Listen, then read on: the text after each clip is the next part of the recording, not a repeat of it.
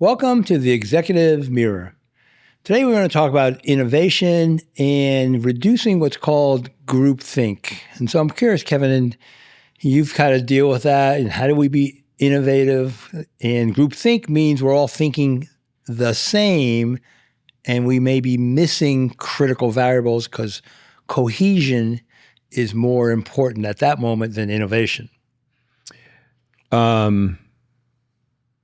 Acceptance, cohesion, they drive in the opposite direction from innovation. Innovation has some risk associated with it, especially if you're bringing it forward in a team meeting, Right. And so I think the solution to that is kind of the work that you've done beforehand to make innovation welcomed and actually reward innovation and not introduce some kind of unnecessary stress that would cause a person to run from that, to go with a group think just for fear of not being ostracized or called out. Yeah. Those are the first impressions I have. And I think a lot of this is, we've been talking about this, the executive, who's leading the meeting. Typically it's, let's say in your situation, it'll be the CEO. Sometimes it may be, the president, but who's leading the meeting? And are they facilitating for diversity of ideas? So a lot of the research is saying the more diverse ideas you have, the more innovation you're going to have and the more engagement. So a couple of things that are just actions. So people come up with an idea, and you get people who put their idea out on the table, and then they often think that's the end of it. And so I'm laughing because sometimes I would call this idea litter, because people say, well, here's my idea. And then someone else said, no, here's my idea. And someone else, no, here's my idea. And now you got three ideas on the table. Who's supposed to make sense of that? And typically it's going to be the leader, and to say, okay, wait a minute. We got some different opposings. Tell me more about your idea here. You're not done just putting your idea there and someone else is going to scoop it up. And I think that would be then the magic of the person that's running the meeting. Yeah. To not let that dead squid, as I would say, sit in the middle of the table. Yeah. But you got to own it. You got to explain it. You got to convince us that that is the right thing to do. Yep. Then you have to do that with everybody. And that takes us back to something that we've discussed before. And that is that the person that is running that meeting is really the conductor of the meeting. Yes. And not the one that's driving a particular agenda. Yeah. The agenda that he's driving is everybody participating and bringing the brilliance that's around that room together on a particular issue. That's beautiful. And I like when you say that around the conductor. And I was thinking similar, they're the facilitator. And I would say, if you want ideas on a table, save your idea to the end. Once you put your idea out there, they're all going to agree with it, most likely. Maybe someone would oppose it. So a few tips would be, before we move forward with this idea, let's talk about unintended consequences. Or I'd like someone in this team here play devil's advocate. Why won't this idea work? And so from the brain neuroscience, what I like, how do we align these brains? Because they're not aligned. We all are thinking everything, a hidden agenda. This person took my idea. I'm afraid to speak up. And so we want to get all their ideas in alignment, and so this alignment of ideas. Another aspect around creativity, and I've done this with groups, it's called the 6 thinking hats.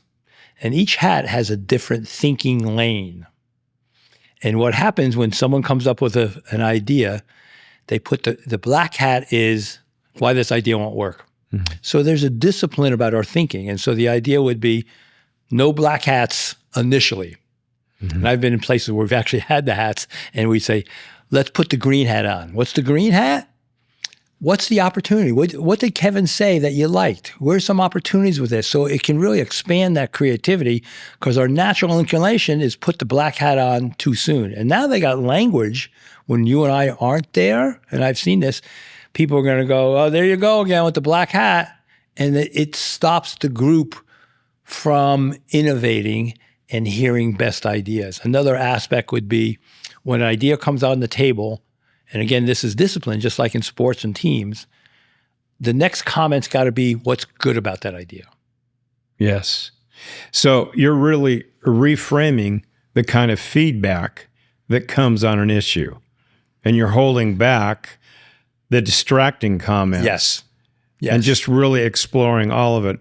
We used to do something called the implications wheel. Oh, okay. We'd put an idea out there. What are all the implications? And we'd start with all the good implications and then loop back on the outside, all the potential implications that may not be so good. Yeah. And then we get a chance to weigh it all out. It's like getting all your thoughts out onto the table objectively, where people feel, safe to do so. Yeah. And that's the magic of being the conductor. Give them that safe space where they can put it all out there. Then when it's all out there, then we can start saying, that might not be the greatest idea for today. Yeah. We'll put that off here.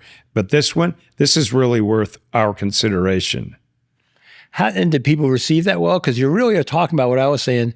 You're aligning their thinking, because if you don't, as a leader, discipline how do we think about a problem, you're going to get what's wrong with every idea that comes up. I used to see it as disciplining the conversation. Yeah. So the conversation wouldn't get hijacked. Somebody wouldn't hijack the conversation and get us off the real development of an idea, whether it's good or bad. That's immaterial.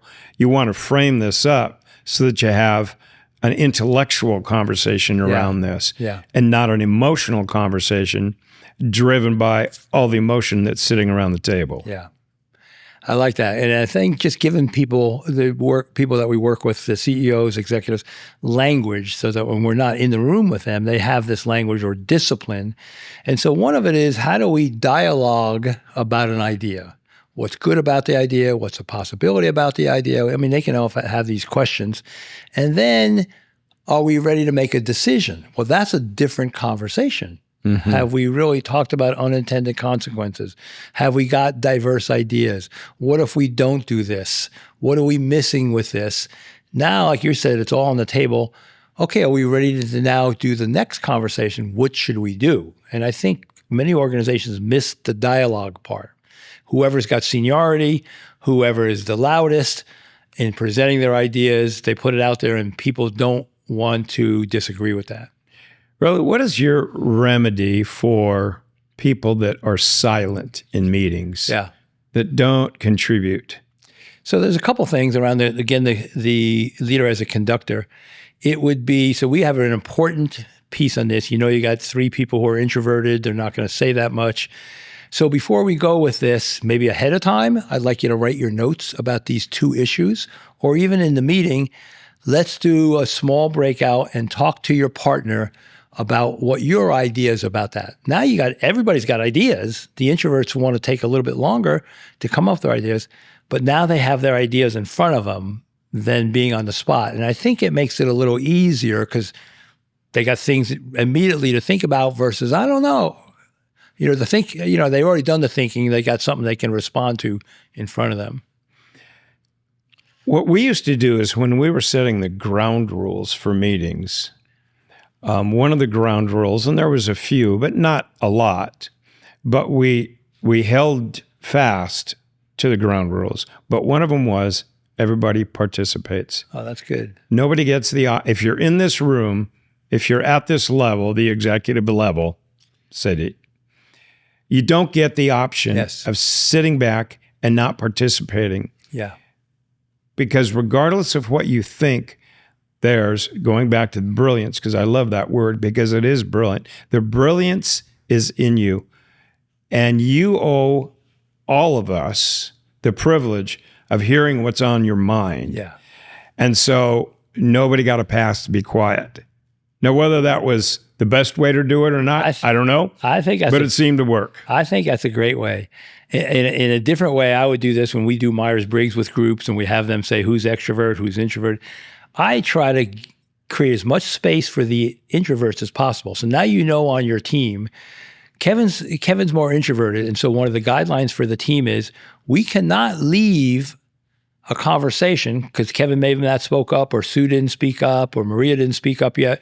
We can't leave this decision because we need to hear from them because people are more introverted. They're taking in information and they're considering it maybe deeper than the extrovert. And there can be gems or brilliance, to use your word, coming from them. Absolutely. That if we didn't hear from them before we ended, we may miss critical information. And oftentimes that's exactly what's happening. They're processing, they're thinking, and they're developing something that might be way out here, away from the mainstream conversation. Yeah. But it is something that you cannot lose. Cannot lose. If you'd like to continue this conversation with the executive mayor, contact us at kc@kevincrawfordconsulting.com.